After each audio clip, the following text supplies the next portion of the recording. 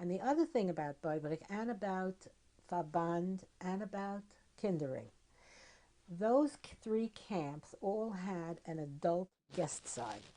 So that in addition to a children's camp, there was a guest side for adults, which ran not only a resort, but also a Jewish cultural program.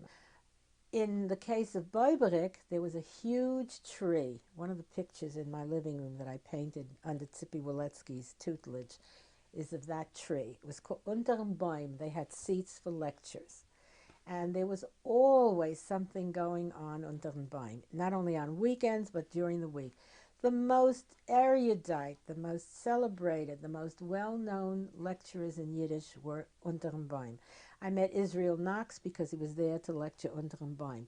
I met Basheva Singer for the first time because he was there to lecture Untern boym. Every conceivable literary and cultural personage in the Yiddish world was Untern boym at some time or other during the summer in Boiberik. That had something to do, it didn't have much to do with the children's camp. It had something to do in terms of the staff, because the staff, when it went off in the evening, would go down to the guest side. And if there were Jewish things doing on the guest side, most of the staff would go. You used to have an occasional hour off during the day, the counseling staff. Well, if you were Judaically oriented, you tried to arrange your hour off to be the time when there was something Untern boym in Boiberik.